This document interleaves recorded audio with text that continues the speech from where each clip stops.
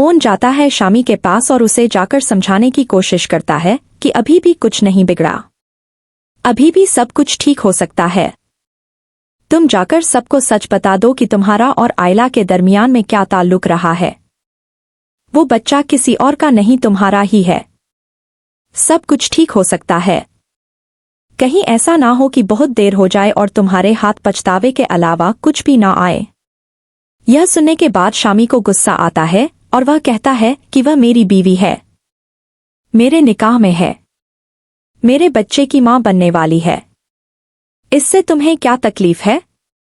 जाओ, मैं नहीं करने वाला किसी से भी बात और ना ही मैं किसी को बताऊंगा, मेरी मर्जी।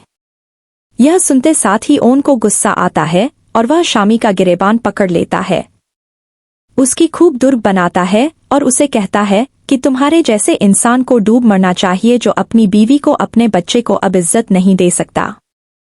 उसे मेरा ख्याल है कि इस धरती पर बोझ के अलावा कुछ भी नहीं कहा जा सकता। तुम्हें शर्म आनी चाहिए।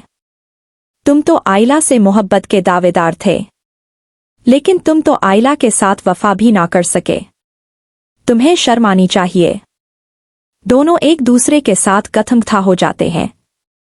ओन, जो कि आयला से बेपनाह मोहब्बत करता है, माना कि उसने कभी भी आयला के सामने अपने दिल की बात नहीं रखी, लेकिन इस वक्त जोश ज्यादती आयला के साथ हो रही है वो अपनी आंखों से देख रहा है और उसे बहुत ज्यादा दुख भी हो रहा है कि आयला के साथ इतना सब कुछ हो रहा है। सब खामोश हैं, खास तौर पर शामी खामोश है। उसे खामोश नहीं रहना चाहिए, उसे आयला का साथ देना चाहिए था, लेकिन शामी ने तो खुदगर्जी की अखीर कर दी। उधर रिमला जाती है आयला के कमरे में और उसे जाकर बहुत ज्यादा बातें सुनाती है और उसे कहती है कि कहीं ऐसा तो नहीं कि तुम ओन से चक्कर चला रही हो, क्योंकि ओन बहुत ज्यादा तुम्हारा हमदर्द बन रहा है, बजाय इसके कि तुम शामी की तरफ तवज्जो देती, उसे समझाती, लेकिन तुम तो ओन की तरफ तवज्जो दे रही हो।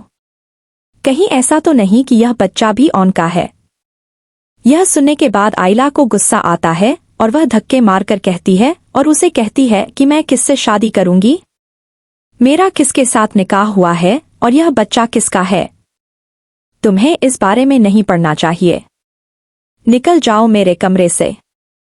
वो रिमला को धक्के मारकर कमरे से बाहर निकाल देती है।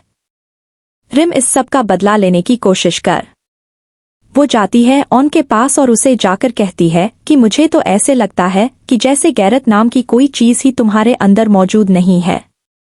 तुम्हें अपनी बीवी का साथ देना चाहिए था, लेकिन नहीं, तुमने उसे छोड़ दिया है। मैं अच्छी तरह से जानती हूं कि आयला तुम्हारे निकाह में है और वह तुम्हारे निकाह में होते हुए किसी और की तरफ देख भी नहीं सकती। उन दोनों की यह बातें वहां पर आता हुआ शामी का बाप भी सुन लेता है। उसे यकीन हो जाता है कि आयला के साथ ज्यादती हो रही है, लेकिन इस वक्त वो अल्फा बेगम के सामने अपनी जुबान तक नहीं खोल सकता। वह जानता है कि इस वक्त कोई भी आयला का साथ नहीं देगा। वह भी खामोश हो जाता है। अब जुल्म की इंतहा यह है कि आयला वहां पर गिरती है, बेहोश हो जाती है। उसे जब लेकर हॉस्पिटल जाया जाता है तो कोई भी उसके साथ नहीं जाता, सिवाय शामी और उसकी मां शमसा के। डॉक्टर उनको खबर सुनाते हैं कि आप लोगों के लिए एक बहुत ही दुख की खबर है। आयला की जान तो बच गई है, लेकिन हम उनके बच्चे को नहीं बचा पाए। अब देखना यह है कि इस दुख और तकलीफ की घड़ी में कौन देता है आयला का साथ और कौन उसे हमेशा हमेशा के लिए छोड़कर चला जाता है।